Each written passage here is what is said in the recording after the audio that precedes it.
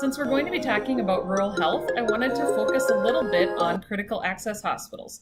This might be new terminology to some of you, and some of you might be familiar with this and even work in one. But critical access was a designation developed by the federal government to help to keep the doors open on some of these smaller hospitals that were finding it difficult to survive as more and more regulations became part of CMS and other facility standards. So to be a critical access hospital, you have to be in a area that is at least 30 miles from another hospital, or in some rugged areas, it can be 15 miles. It's basically looking at the drive that someone would have to get to the facility. They're limited to 25 beds, and those are considered inpatient beds. In those beds can be inpatients or swing beds. And swing beds is something that is unique to critical access hospitals as well. It's a designation that's basically a skilled nursing patient. A lot of times they're rehab in a critical access hospital or kind of a transitional care type patient. Sometimes we have a little bit higher acuity than a nursing home would, but those patients are paid the way a SNF patient would be, and they count as an inpatient in our bed status. So a larger critical access facility might have their 25 beds full quite frequently, and then have observation patients and nursery isolates and things in addition to that. For us, we're actually are designated as 20 beds in the facility where I work, and we typically don't have those full even with our observation patients. But that's just kind of an idea. So it needs to be a smaller facility. There's not really a limit on the services that can be provided, however. Most critical access hospitals do some surgeries. A lot of them deliver babies. Most of us do some outpatient chemo. The swing bed services provide some rehab options, and we do a lot of wound vac dressing changes, a lot of physical therapy type things. So we have a lot of the same outpatient services that a large facility would as well. But with this designation, then we are reimbursed 101% of our costs by CMS. That sounds like it should mean that it's just an obvious win and that the doors will stay open no matter what because we're making a profit. It doesn't exactly work that way because this is based on our cost report, which factors in the square footage of patient care areas and so forth. And so not every cost we have is reimbursed at that 101%. It's pretty strictly defined, and then it looks at the square footage of patient care areas. So if we had a lot of areas that are administration and things like that, those are not going to necessarily be helpful to us in our cost report. But this structure has helped keep several hospitals afloat. And as I said, there's a lot of variation you might see between a very large critical access facility. In the town I live and where my entire career has been, we are a town of 2,000 people.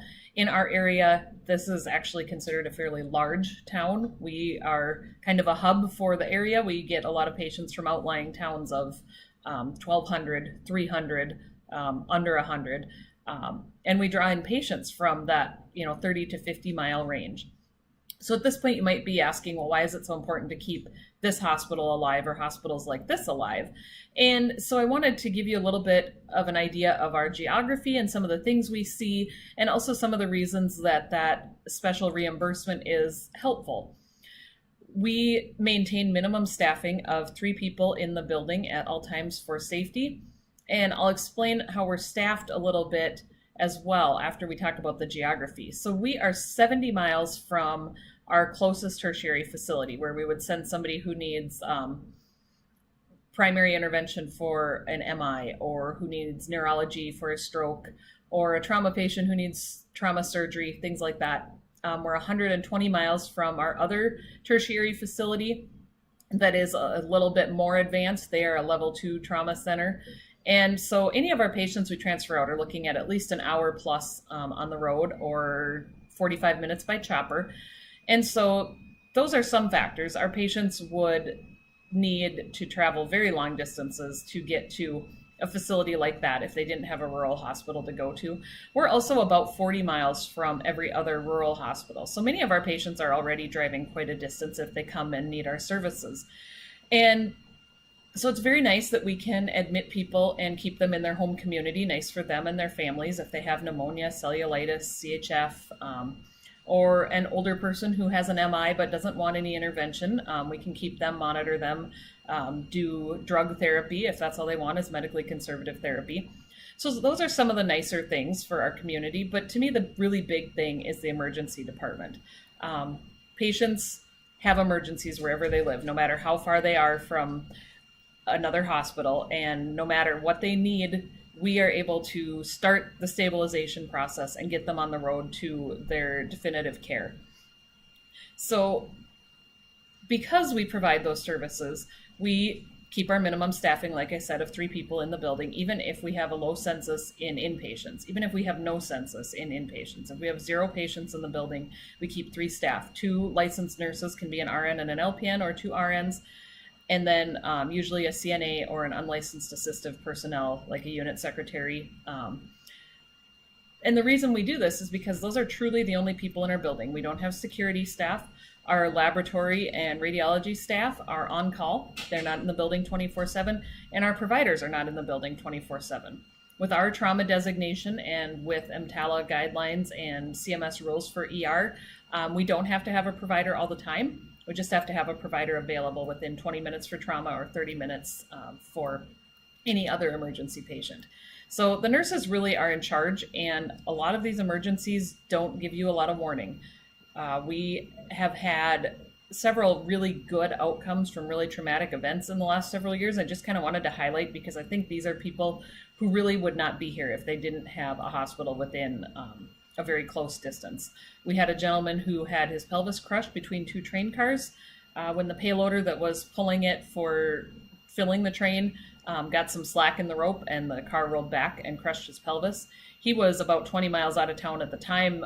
Ambulance service had to actually kind of hike down to the tracks because they couldn't drive close enough to pick him up. So there was a significant amount of time in getting him to the hospital, but we were able to stabilize his pelvis, give him some blood products, do some very preliminary testing, and get him on the road to trauma surgery within less than an hour. And he was very young at the time, and he is still a young man and healthy and productive in our community.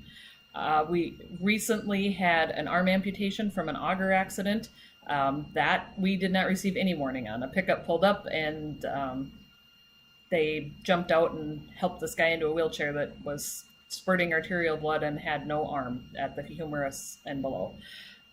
We were able to do some tying off of the arteries and do some x-rays to determine if reattachment might be a possibility, because that was going to determine where we would transfer to.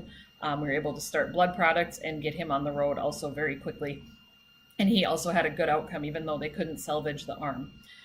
We have a lot of MIs, some strokes, we have gunshot wounds, we have stabbings. Not a lot of any of those, but all of those are emergencies that somebody is probably going to need very quick primary care and triage and a professional to help determine what their definitive care needs are going to be so that we get them to the right place as quickly as we can. So to me, it's very comforting to live in a community where we have that resource, and having family who live further out, I'm still very comforted knowing that pretty much where they're at, they have a hospital within about 30 minutes in several directions. Were my dad to have a massive MI like my grandpa did. We have great EMS services, but because we staff the way we do and are prepared for these emergencies to provide the absolute best care we can, it's not very cost effective at all times when we don't have patients in the beds helping to pay the bills. And so that's where that 101% reimbursement comes in. And I just think it's really important to explain that, because it's not always something in people's minds if it's not an area they've worked in, or even if it's an area they've worked in but not been real familiar with the reimbursement piece. So that's why critical access hospitals were started and why that designation has that special reimbursement. And there are other types. There's disproportionate share hospitals, some other hospitals that they look at the demographics of the area or the distance and try to do some special reimbursement to keep them open as well. But I am just speaking to critical access hospitals because they're really ubiquitous to the rural areas, and that's really been my expertise. Thank you.